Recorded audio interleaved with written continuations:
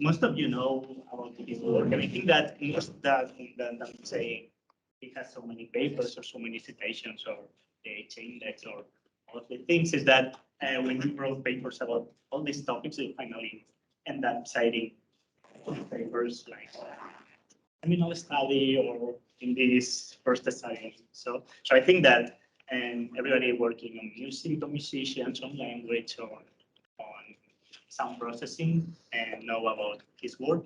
And so we're very happy to have him here. And so today he's going to present this paper about the hemispheric specialization of speech and music.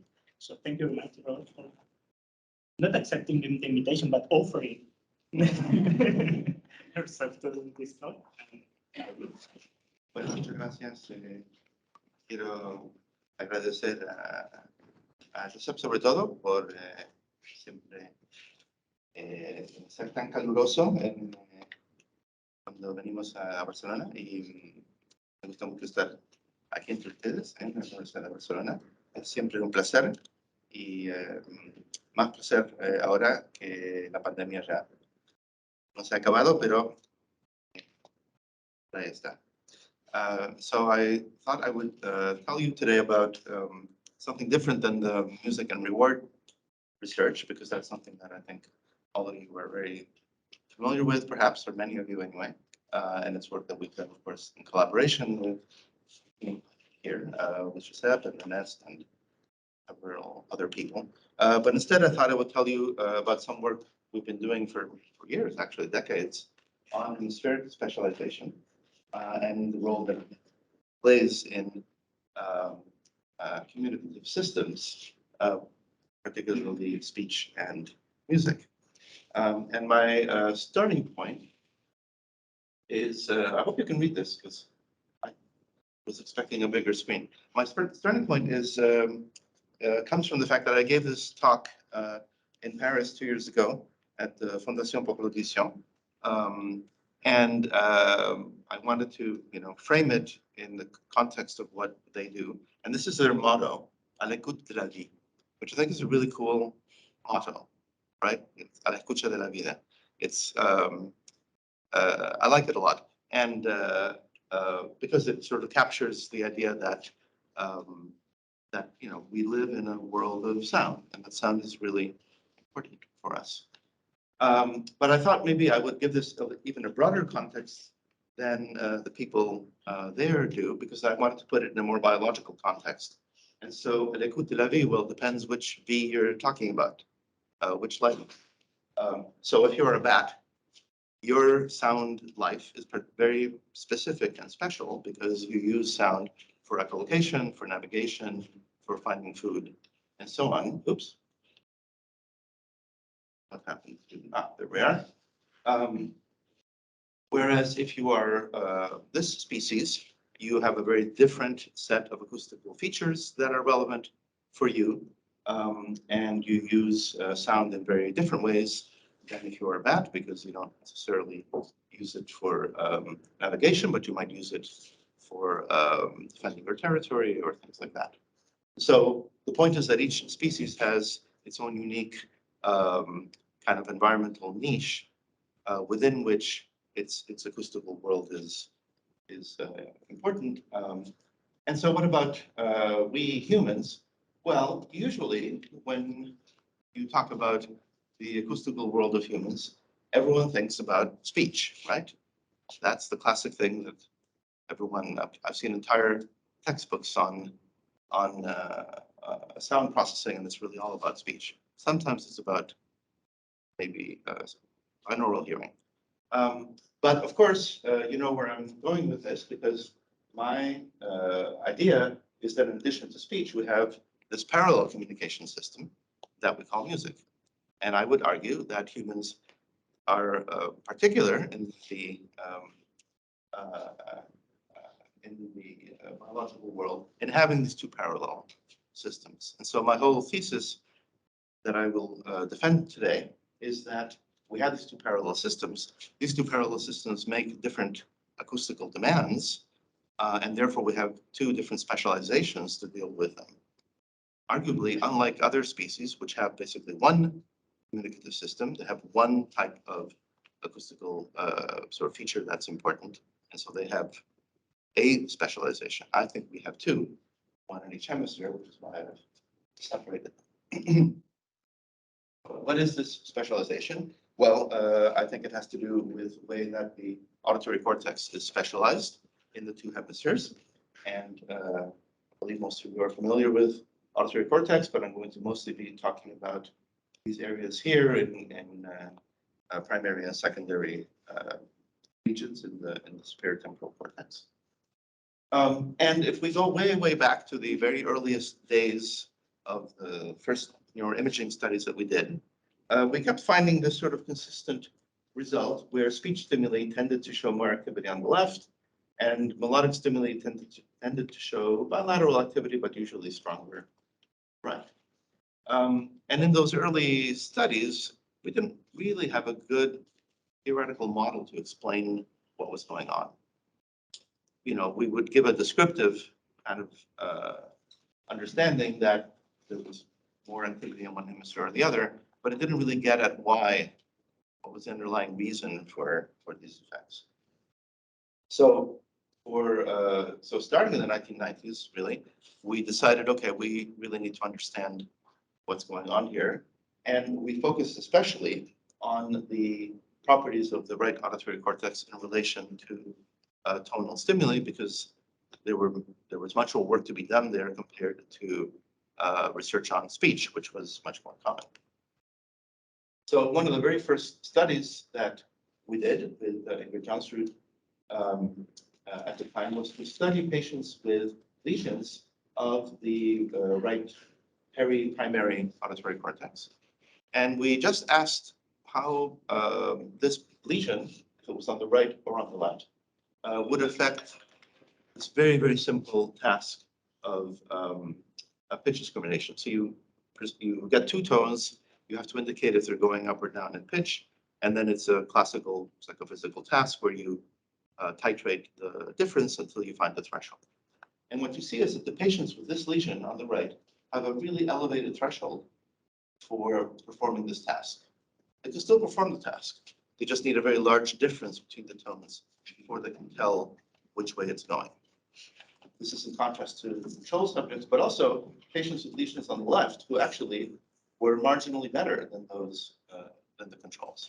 So there's a really big difference here between left and right. And it led to the concept that maybe the right auditory cortex is somehow specialized for certain aspects of the processing of pitch information. At the time, we didn't have a very clear idea, but that's sort of where we were. And so we thought, okay, well, let's try to understand this better, because one interesting feature here, as I pointed out, is that the patients with this lesion could still do the task, but they needed a very large difference, which suggests that maybe the left auditory cortex is performing this particular task in those patients. And it can do it, but it has a coarse representation. So the pitch information is not represented very finely. Whereas on the right, you actually have a very fine-grained processor. So how can we test that? Well, there are different ways that we could do it.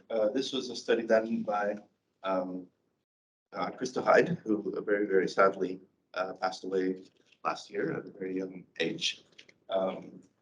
Very, very tragic for us who were friends with her. But she did a very nice little study where she created a series of tones that varied in the size of pitch excursion. So from very small to very large. And then in fMRI, she just looked within the fMRI to see which regions tracked the increasing pitch difference. And what you can see is that the response in the right auditory cortex was tracking pitch difference. But on the left side, there was a response. But as you can see, the response is essentially flat until you get to the biggest difference, which is 200 cents, which is a pretty large difference. It's a whole tone, 2 semitones. And so there was a response on the left, but it was really nonlinear. And really, there was no discrimination of the very fine pitch differences. there's only a response when the pitch difference is big enough, which is consistent with that lesion experiment that I mentioned. So this was one of the first hints that we had for this idea that maybe there's a fine-grained processor on the right side. Now we have much more recent evidence, just published last year, from my former student, Reiko Matsushita. And this is actually causal evidence, because, neuroimaging results are always correlational, so you want to get some causal evidence. And what we did here was kind of another version of this fine-grained pitch task. So here, what you have is what we call micromelodies. So this melody fits between the two tones of the piano there. So between the B and the C, within that semitone, you can create these very tiny tones. Can you push the first one there, please? So that is 60 cents. So you can hear that difference, I think, also. Can we do the second one? That's 30 cents. That's still pretty much above threshold. Then the next one is 10 cents, which is very small. You just hear that. If you really can't hear that, you might want to talk to me about abusia studies later. So what Reiko did was develop a psychophysical task where you hear the two patterns. You have to say if they're the same or different.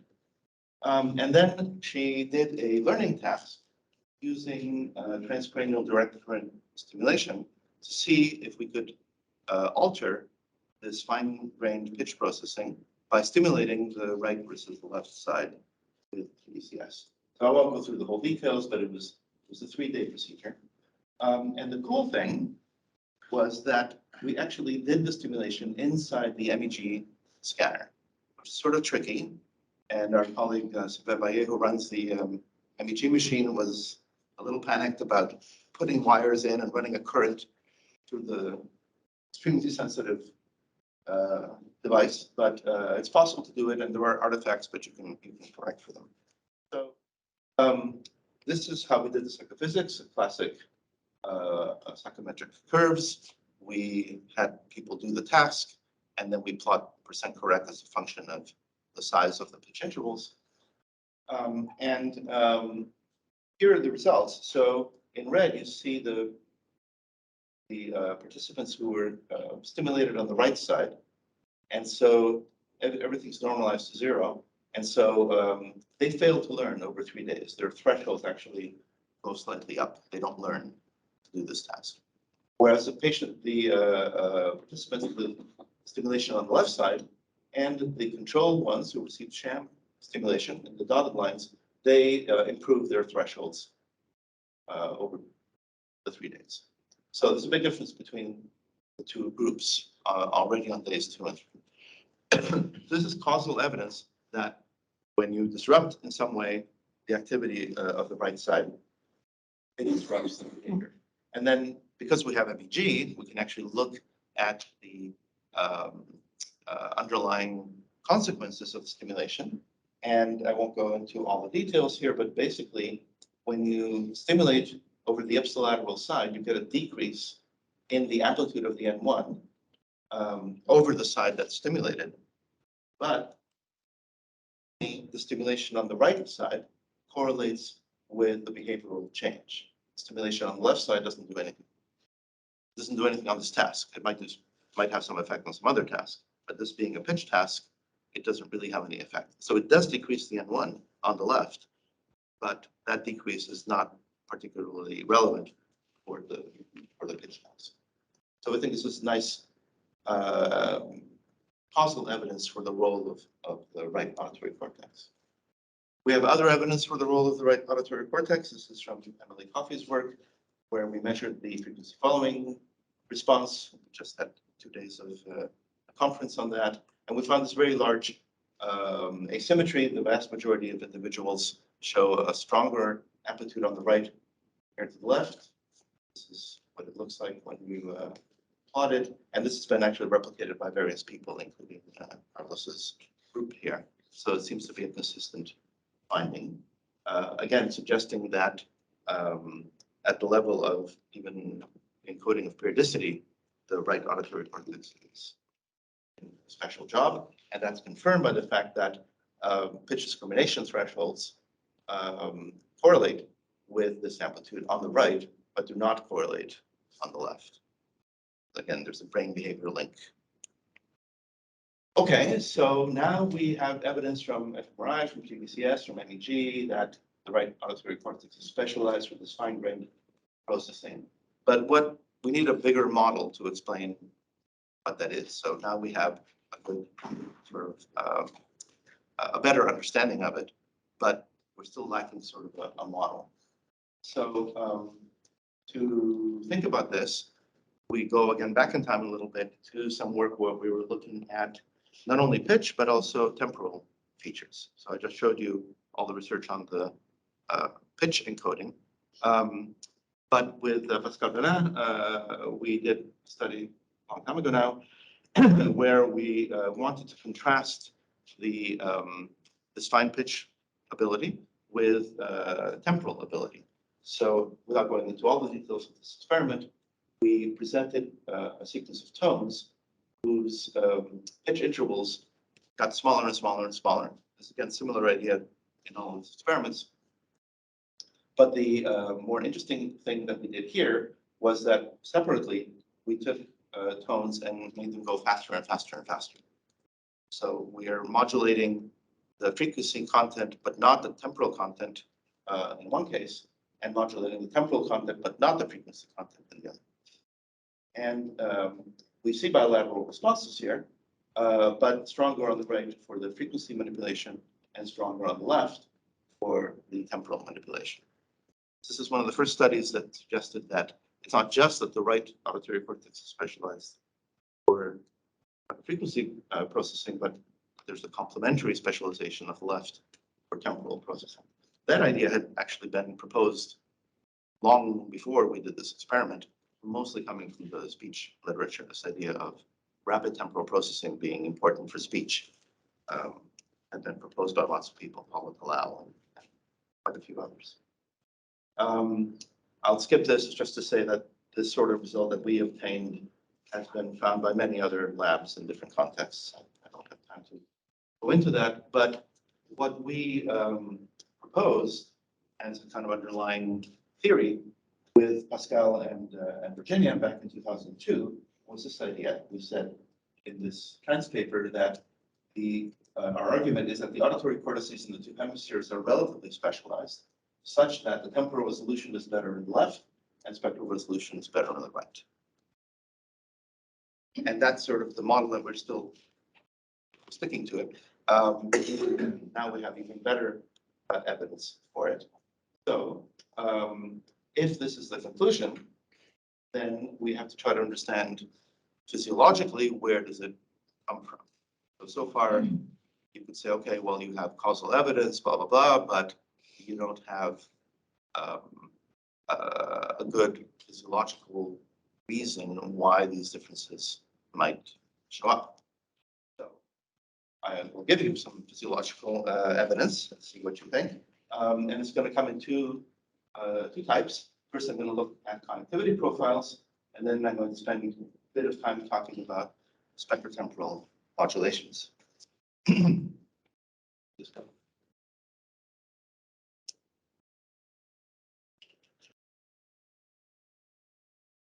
Okay, connectivity profiles. This is from a study done by Koop Cha, who is a student of Mark Schindler and me.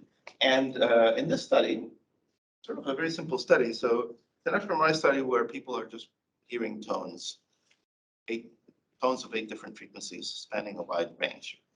And so what you can do is the classical thing where you map the frequency of each voxel. So each voxel has the best frequency. You assign it a color based on whether it likes high tones or medium tones or low tones, right? This is like very simple to do. A more interesting thing to do is to then look at the intervoxel functional connectivity.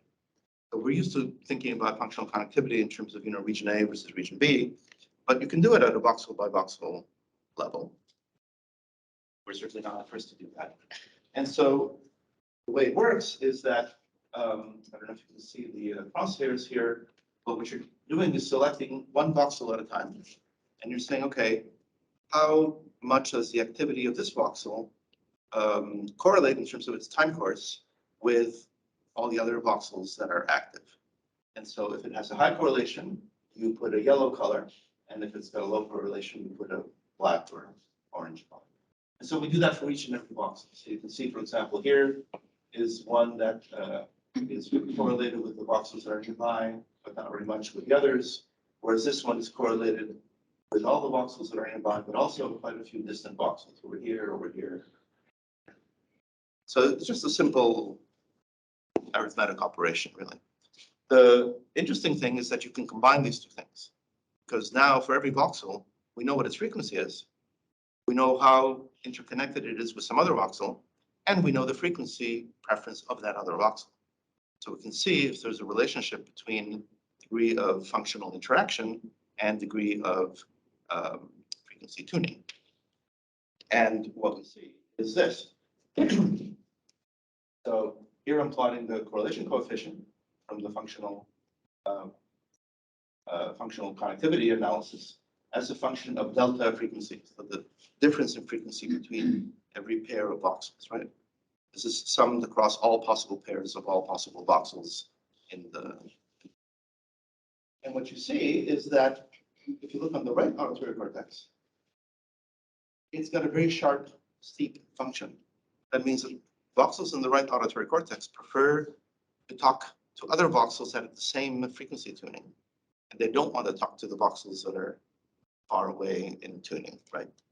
So they're kind of very narrow-minded. They don't like to talk to strangers. They're only talking to their friends that speak the same frequency language. Whereas on the left side, this function is much flatter. There's still some evidence of that, but it's much flatter.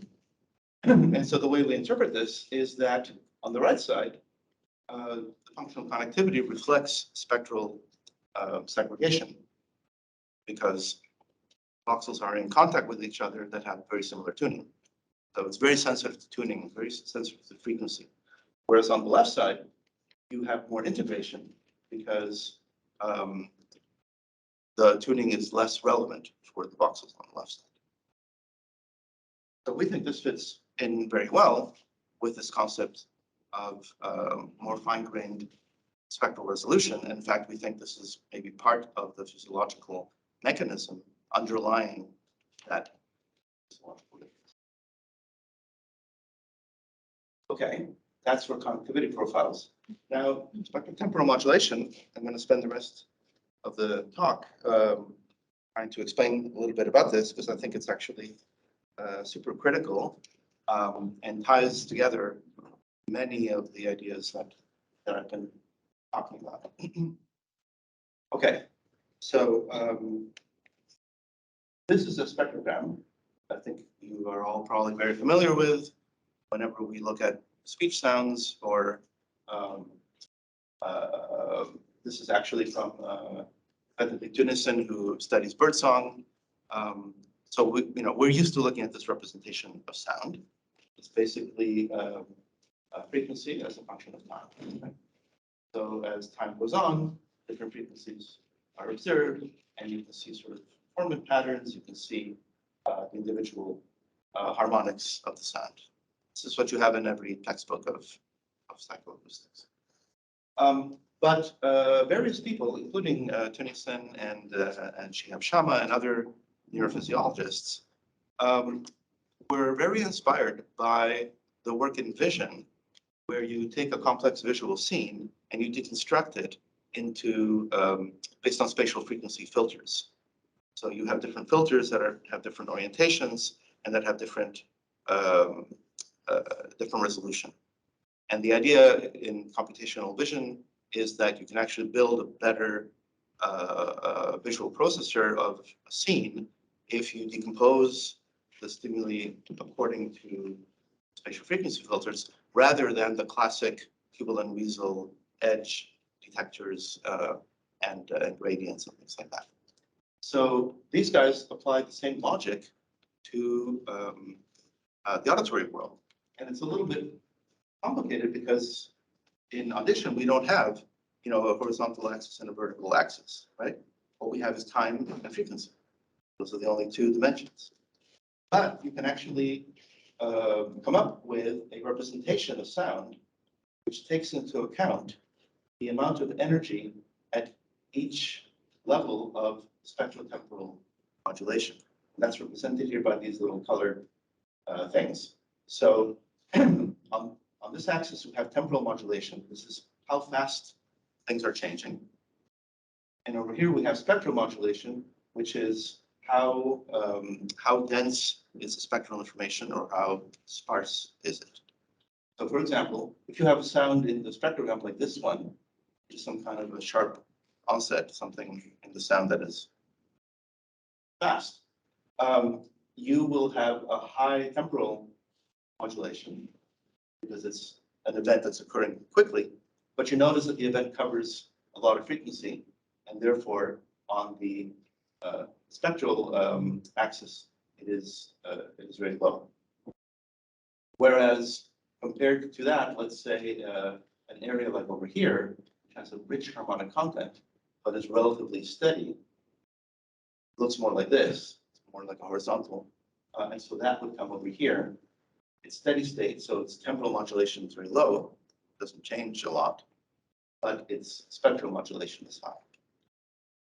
And the reason this whole thing, it sounds kind of complicated, but the reason it's important is because, as Shama showed, this maps on beautifully onto the neurophysiology of the auditory cortex. This, I think, is from a ferret. What you see here is a spectrotemporal receptive field, which is what you find in auditory cortex. Also, you see it in colliculus. This has been found in every species that's been looked at so far, including bats, including monkeys, and so on. And what's cool is that this spectrotemporal receptive field maps directly onto this kind of spectrotemporal modulation via a simple Fourier transform. So this represents the sound that optimally is going to activate that neuron. And this actually represents the sound itself. So this would be a sound that has relatively high spectral modulation, relatively low temporal modulation. So maybe a relatively steady state sound that has rich harmonics. So this is like, this goes into, models of efficient coding and things like that. But mathematically, this is a really good way to build a brain because the actual environment doesn't consist of pure tones any more than it consists of like nice edges in the visual world. It has all kinds of complexity in it. And particularly the time and the frequency information is all intermixed. So this is a really good way to represent all that information in a highly efficient manner. Okay, this is all very theoretical. Can you actually demonstrate this in with fMRI? It's been demonstrated with physiology, but we wanted to see if we could actually measure it with fMRI. So with my former postdoc, Mark Schönwieser, who's been in Leipzig for a long time, we created a set of these weird stimuli, which vary systematically in how fast they're changing, so temporal modulation, and how harmonically rich they are, spectral modulation. And just to give you a little flavor, can we play that?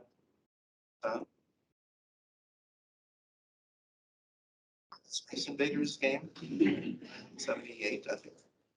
That's what it was. So that's a sound which is both low temporal and low spectral modulation. Can we play the top one here?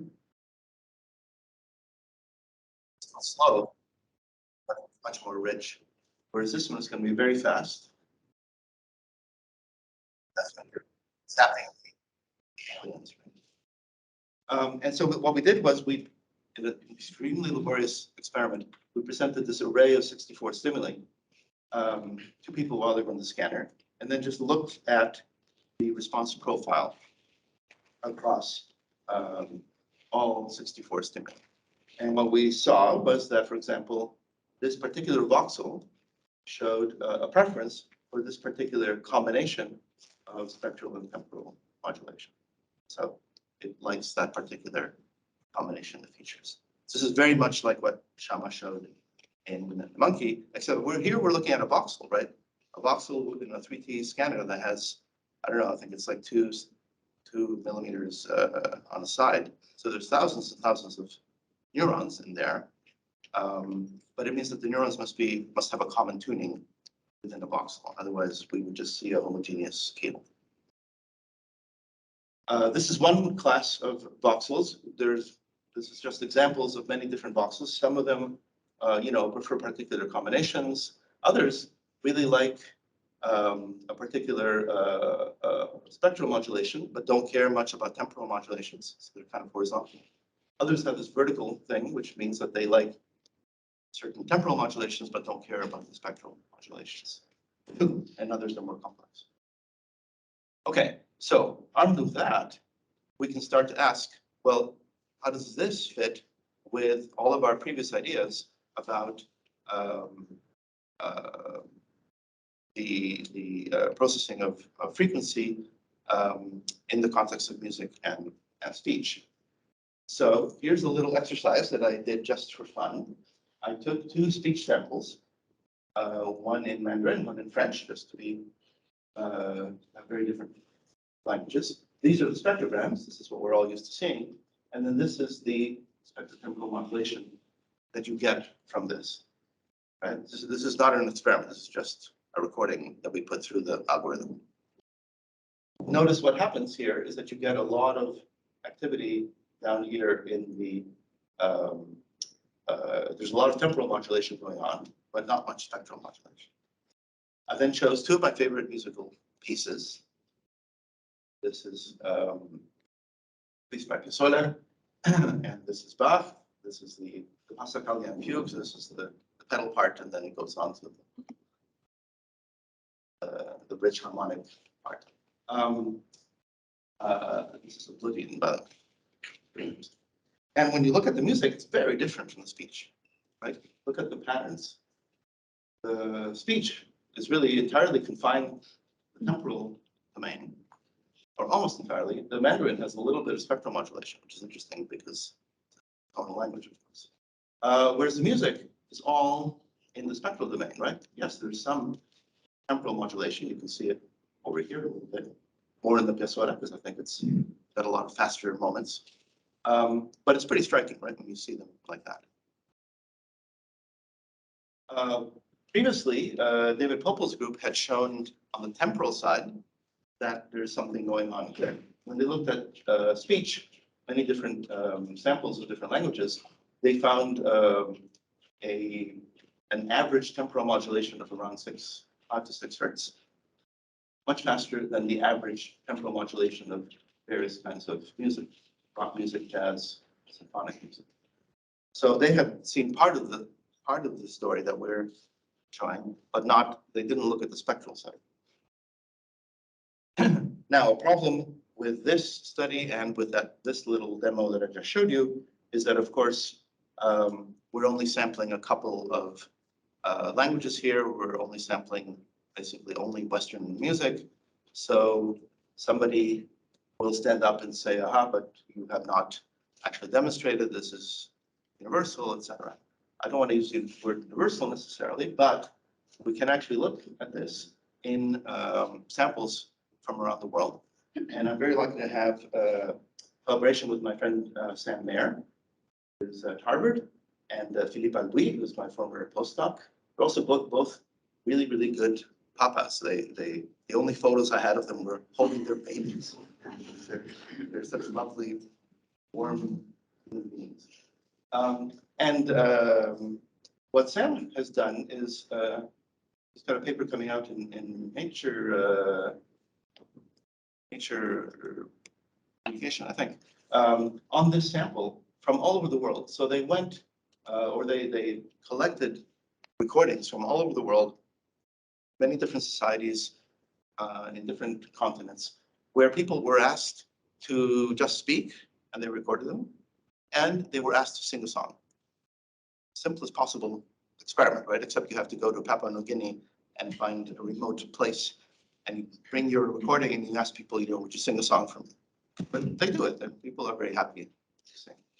So we're using Sam's database, and Philippe has done all of the algorithmic work, and we're basically doing the same operation I just showed you with those two samples. So what we're looking at here is the recording of the sung speech versus spoken speech.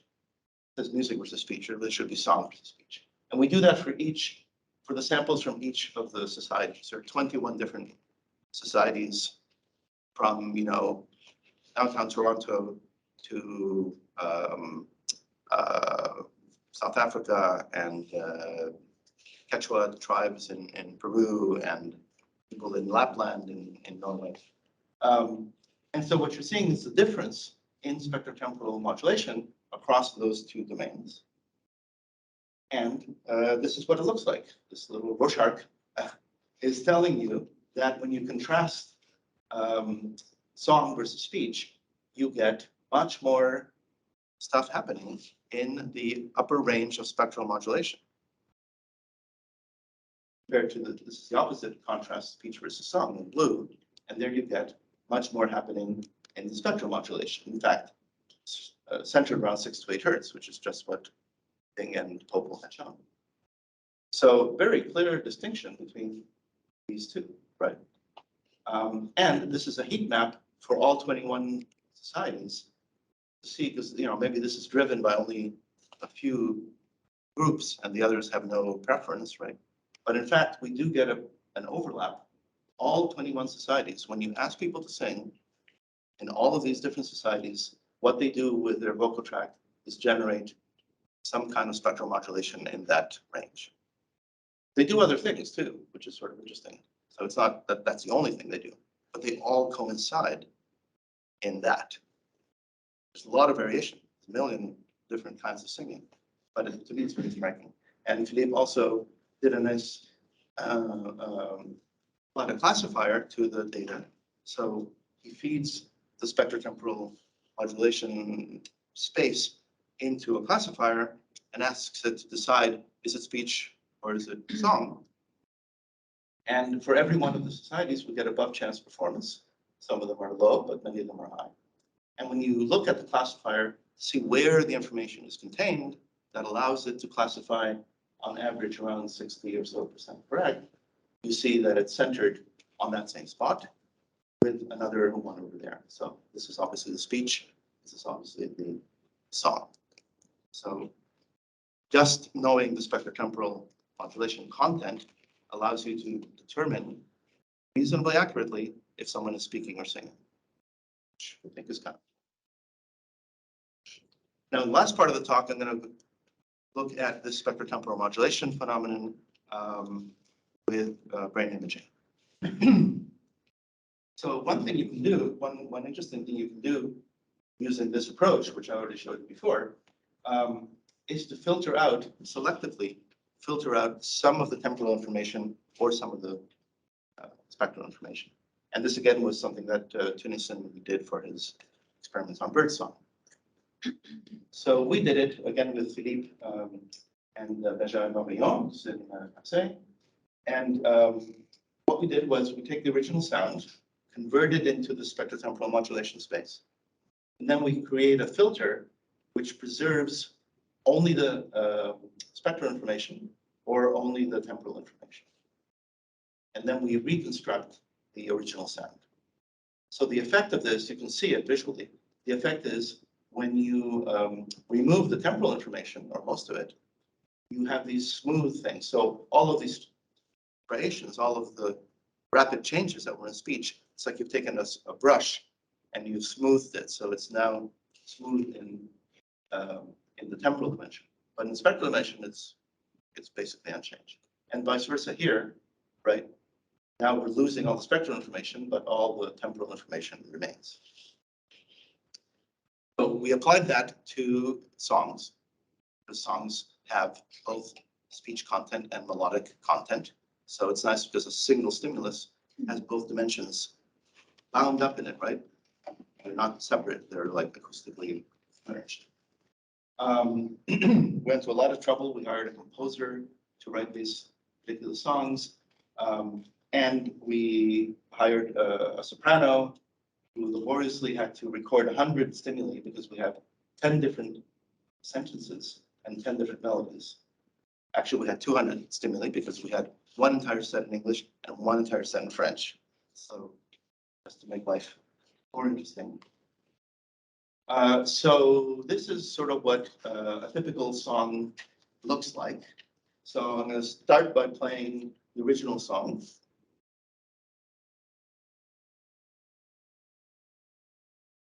You hear that okay? A little soft. Maybe.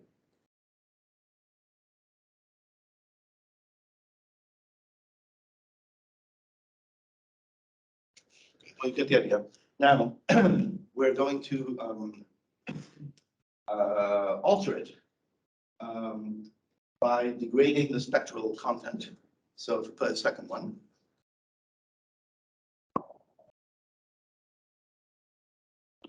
Even if you don't speak French, I think you can understand that perfectly well, right?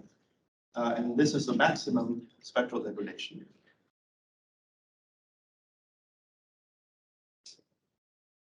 I always think it's like Darth Vader trying to. So the point is you can understand speech, but the music is completely fine. And this is the opposite. Now here's another little melody. If you can play the first one, please.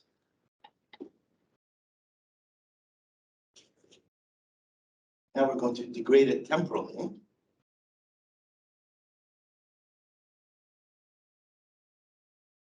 Melody is still there, but words are not so much.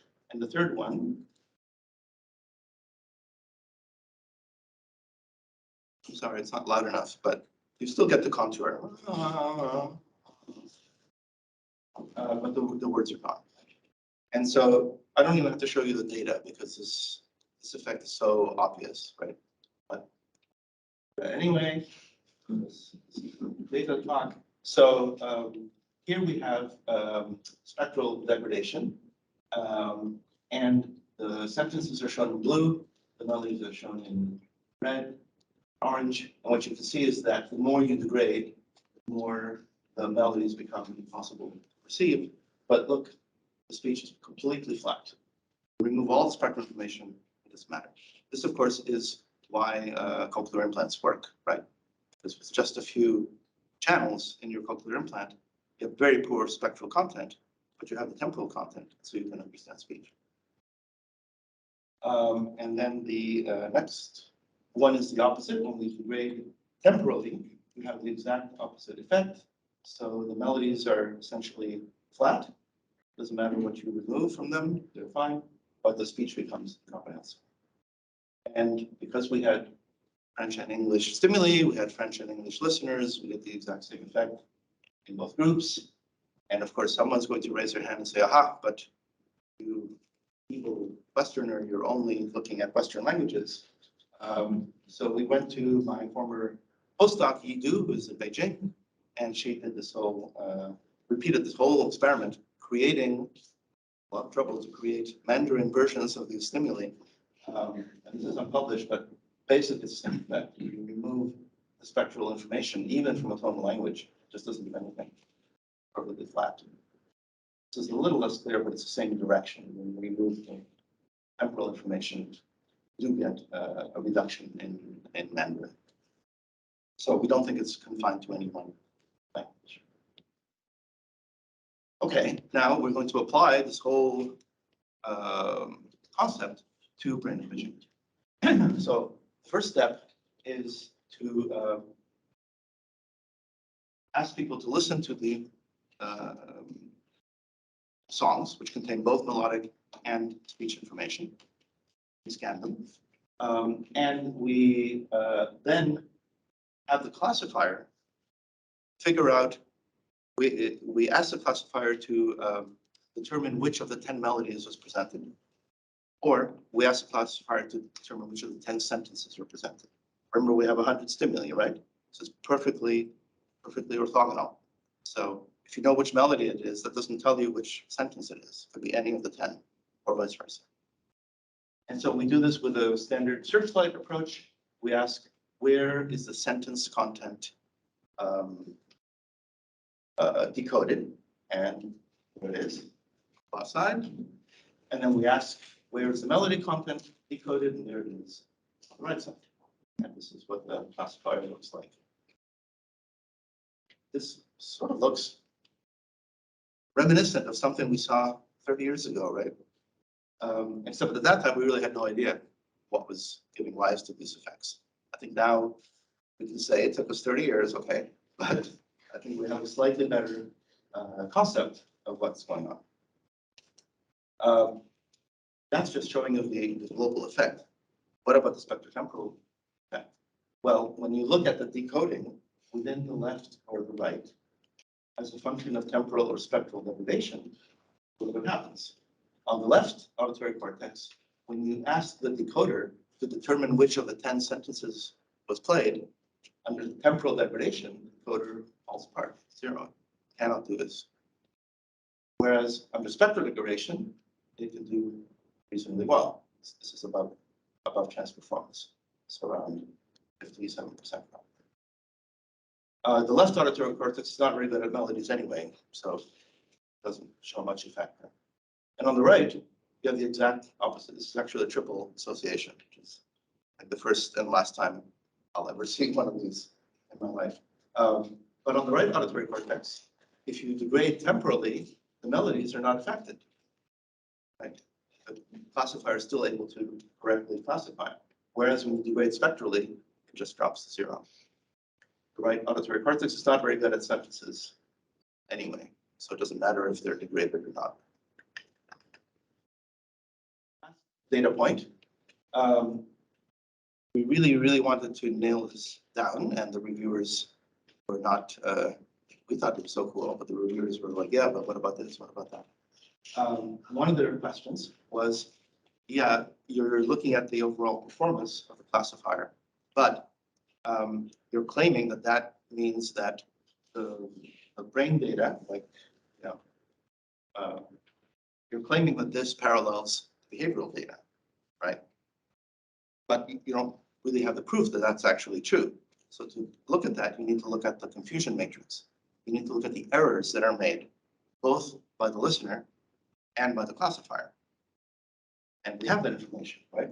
Because we have a matrix of the actual correct answer and the answer that was given either by the participant who is listening or by the classifier that's using data from the participant's brain. Our claim is that the behavior emerges from the brain, right? So there should be some relationship between the two. So to do that, we calculated this measure of mutual information content. I won't go through the details, but you basically have a confusion matrix from the behavior, a confusion matrix from the brain. This confusion matrix is done in a searchlight approach. You're looking at every area in the brain, and essentially what we get is a high level of correlation between the confusions for melodies on the right side and the confusions for sentences on the left. In other words, when the classifier makes an error, those errors are more similar to what the owner of that brain responded when they made their response. In terms of the activity profile of the left side for sentences, but not for melodies, and in terms of the activity profile on the right side for melodies, but not sentences. So we think this really constitutes pretty strong evidence. So if I summarize the whole story, we started off with this idea that maybe hemispheric asymmetries depend upon differences in processing of acoustical features. And there are other models, by the way, I'd be happy to discuss, that are more like domain specific, don't talk about particular acoustical features. But we've been trying to support this idea for a long time. And so based on some of those early experiments, we said, okay, maybe the left and right auditory regions favor spectral resolution versus temporal resolution. That was what we found in some of those early experiments. To try to explain where that arises from, we appeal to this concept of connectivity profiles, which we think provides at least one plausible physiological mechanism for why this effect might occur. When we look at music versus speech, to go back to the very beginning of my talk, my argument is that music and speech represent these two separable, not always separate, but definitely separable ways of communicating. And that this is manifest in the different exploitation of spectral and temporal features. So, we have the capacity to process these different elements. We also have the capacity to produce them, by the way, right? This is an important aspect, which is our vocal tract can produce, rapidly changing sounds. It can also produce harmonically rich sounds. And so that gives us this ability to kind of exploit one aspect versus the other. And of course, they interact, but that's the idea, that music versus speech tend to exploit the different sort of ends of this continuum, spectrotemporal continuum. And finally, that these two parallel systems essentially depend on two parallel neural systems, each of which is optimized for the features that are most relevant. So this is what allows us, unlike maybe other species, to have these two separate systems, because you can't have both with a single method. If you specialize for processing fast temporal information, that's going to come at the expense of spectral resolution and vice versa. So the solution that evolution has found is to exploit the fact that we have two parallel systems, and then to kind of tweak each system so that it's optimized for these two systems that we have, that we call music and speech. Thanks to everybody who's done all this work. It's been 30 years of work, so lots of people have contributed over these years. Couldn't have done it without them, obviously. I'd be happy to take questions if there's still some time. Thank you.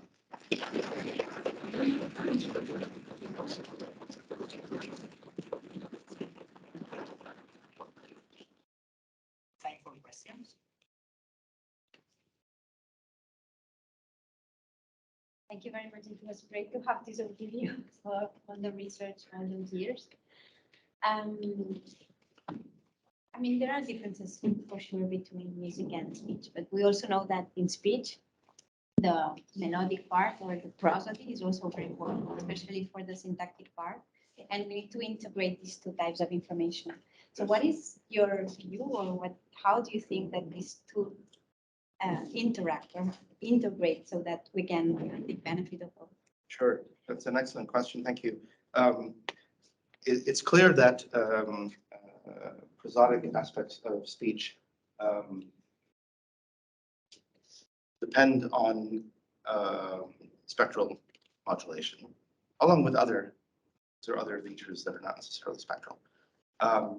And I think most of the evidence suggests that the specialization that I'm talking about for a song also extends to the prosodic aspect of speech. I don't know what your view about that is, but like Daniela Samler, for example, and a lot of other people many years in the past have suggested that that's the case, which is why I've always been very insistent. People often misquote my work to say, oh, well, Zatorre says that speech is on the left, music is on the right. No. Zatorre says that temporal modulations are on the left and spectral modulations are on the right. And then in any given domain, you may exploit one or the other or both of those things. So in the case of speech, although I've emphasized the temporal properties, the spectral properties are certainly present in the case of prosody and form part of that. Similarly, in music, there are many temporal elements, particularly if you look at some of those plots that I was showing you. If you do a plot of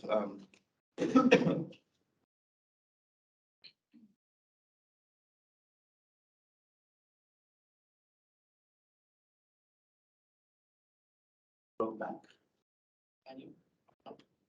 There. So if you, so, you know, I chose this a little bit on purpose because it's, you know, it's long, slow, with a lot of rich harmonics. If you do this same exercise for just a drum break, it looks more like this because it's mostly temporal. So in both domains, music and speech, you have some of both types of features being present, and you know their balance differs. I still maintain that for a large component of the communication of speech, the temporal features are the most important. I'll go back to the example of cochlear implants. I think people with cochlear implants do have trouble with prosody, but they can still communicate pretty well. Whereas if you remove the temporal components, you might have some prosody left, but you're not going to understand anything. I think the key question, which I don't have an answer for, which is why I'm stalling, is how they are integrated. And I think that's a very important question because I've emphasized their independence. But I am very well aware that at some point they have to be integrated. They can't stay independent forever. I think they're independent in the earlier stages. And then at later stages, when you have more, when you're shall I say, you know, when you're processing longer term features that require not just the elements, you know, from a few seconds, but over many seconds, both in music and in speech. More like syntax in the case of speech, but you know, more like in music there are many like harmonic structures that maybe take many seconds to evolve, and then they repeat.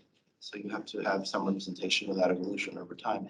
So at those much later stages, which I think involve interactions between auditory cortex and the rest of the brain, essentially, that's where those things become integrated. But I don't actually have a very clear explanation of how that happens. That would be, I think, an important for future research point. You know, that's like the next grant. Maybe not mine. Somebody's grant should be written to address that, because I think it's important. Funny. Thank you for the great talk. I'm trying to interpret a bit this graphic. This comes from the channel, the study of the Which one? the second one. This one? Yeah. Yes. So my question is about, because here they have high frequency representations also in the right and the left hemispheric connectivity.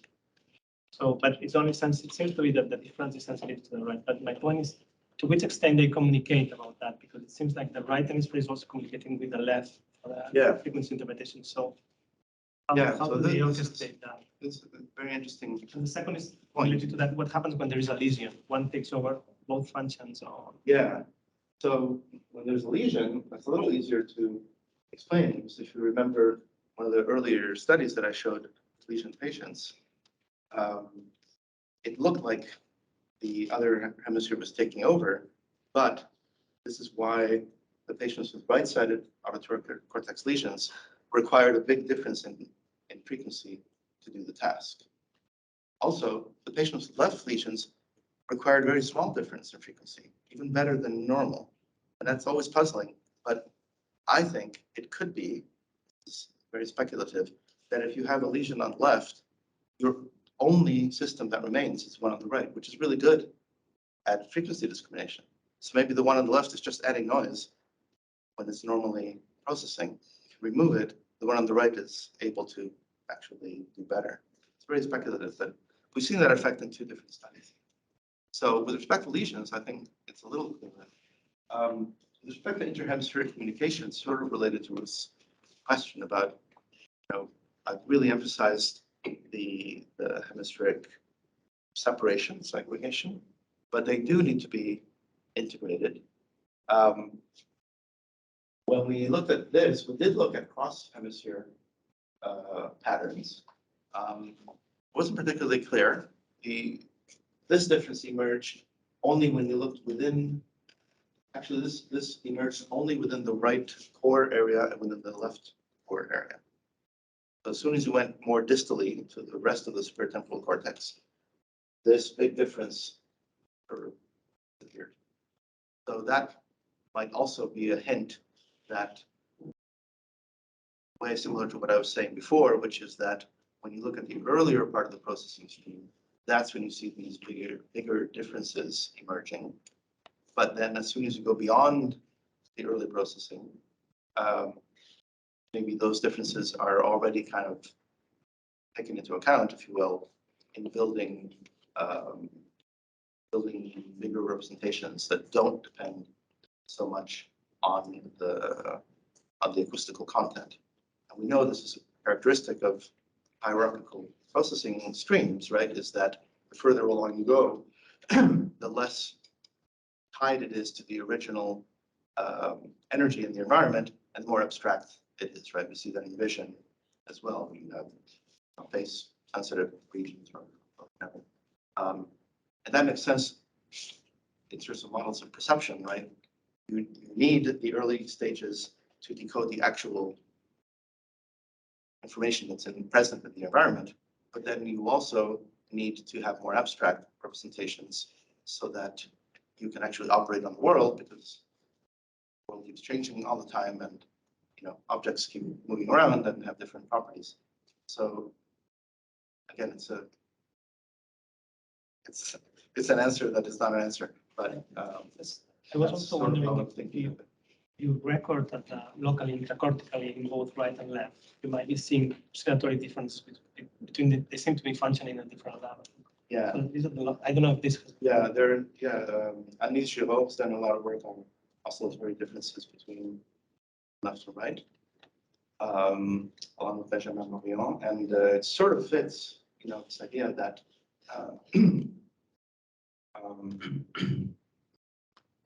another point that I could raise is that these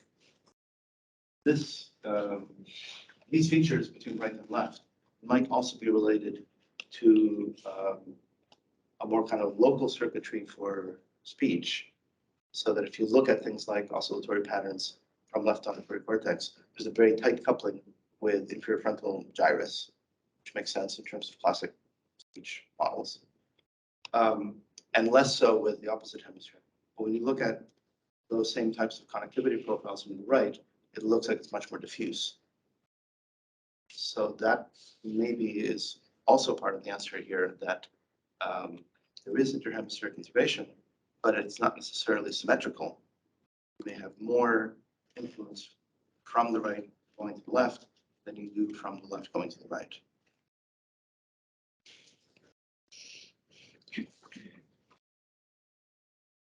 Yes. Yeah, I was curious about whether you can see the functional specialization in the fMRI if the participants are like performing a visual task, like are engaged in a visual.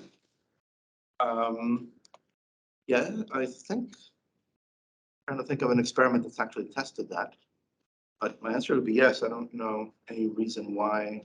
I mean, so they need to attend to the auditory stimulation? No.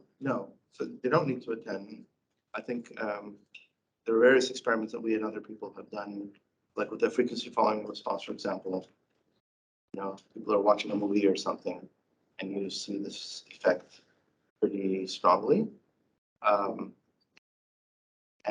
again, because I think that it's really stimulus driven and low level, so I don't think it gets modulated much by attention. That doesn't mean that there's no effective top-down modulation, particularly when you have if you have a complicated stimulus that has both spectral and temporal information, which is the majority of stimuli in the world. I think you can show some of these effects can actually be demonstrated by attentional changes. Now, in the last experiment I showed in Philippe Albuiz's experiment, we actually did have condition where people were asked to attend to one and ignore the other, and it didn't show anything different. So we didn't actually even include that in the paper because it. And the other thing is, so I heard from this theory years ago, and I don't know if it has support nowadays, but this that theory about the when pathway connected to the, I think, to the right parietal lobe. So I don't know. So I was expecting that the specialization coming from the Yeah. right, not. Well, this is a really interesting question. So there's a lot of evidence for the ventral and dorsal streams being related to more like object processing for the ventral and more sensory motor processing for the dorsal. So dorsal stream connects with the parietal cortex, but from there to the premotor cortex, and it's really the action pathway. So if it's an action pathway, it means that it has to have temporal information built in, because this is true for visual motor as well, right? You have to act on the world, and events are happening quickly. So whereas the ventral stream is more time independent, sort of integrates across time. So another grant that someone should write is, what is the interaction between these spectrotemporal differences that we see very consistently in the right and left with the characteristics of the two processing pathways that go ventral and dorsal? Because you've got a ventral and a dorsal both on the left and on the right. And I just don't think that has been studied enough. People like me tend to study only the left versus right, or do study the ventral and dorsal pathways. We usually don't focus it so much on the left versus right, just looking at dorsal versus ventral. But you're right, there's this vertical organization and then there's lateral organization. But but some people I saw that related the when, so like a third pathway, not the where and the what, but the when, and they relate that to the right parietal lobe. Yes.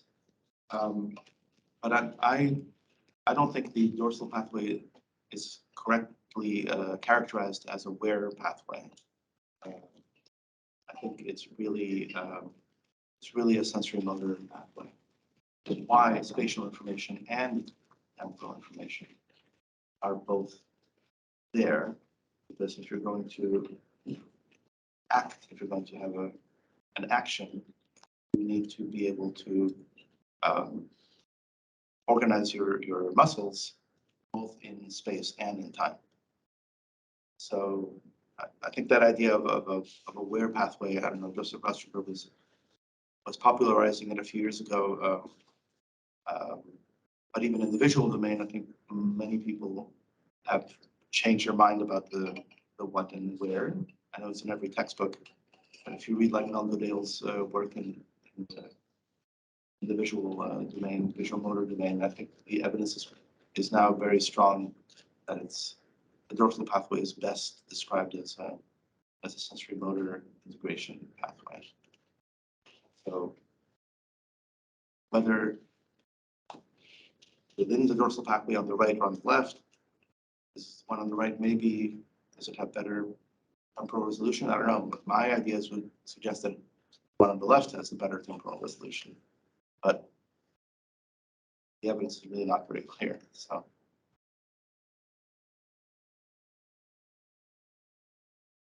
Yeah, there are no more questions.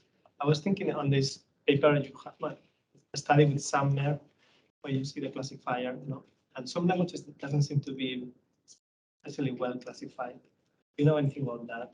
Well, depends on what you think is what's Or less well. I'll show you. There's a big range of classification accuracy.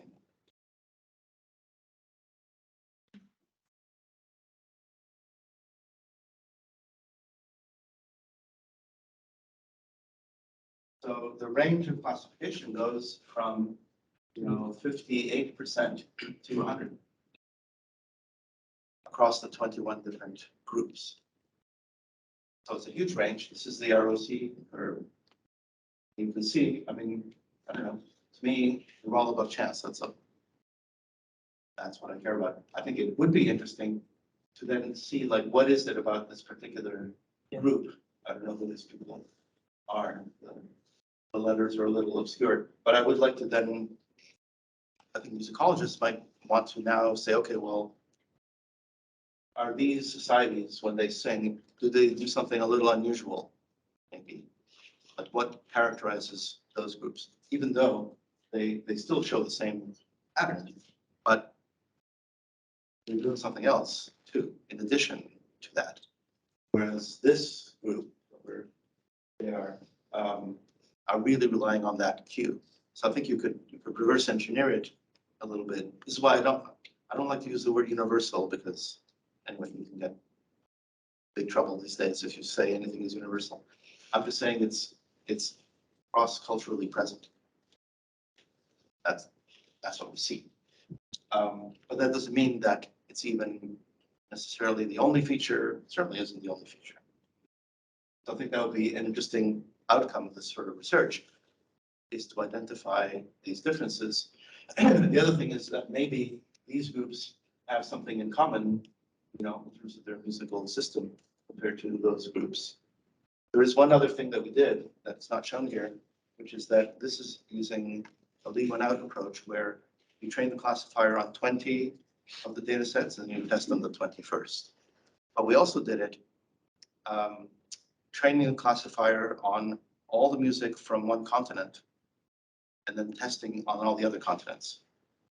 And that works, not as well as this, but still works above chance, which means that there's something that is widespread, not universal, but it's out there. Because if you look at, you know, if you use only music from Africa to then classify music from South Asia, that works. If you take only music from South Asia and use it to classify only European music, it still works, and so forth. So there's something in common, because we thought, you know, maybe this is sort of an artifact that maybe some of these societies are very related. And so, you know, if you took music from Spain and from France, it wouldn't be a big surprise that you could classify one based on the other. But here we're talking about extremely different societies. So, we haven't even written this up yet. So it's the first time I think I've talked about it. Are there more questions? No? Okay, so thank you very much already.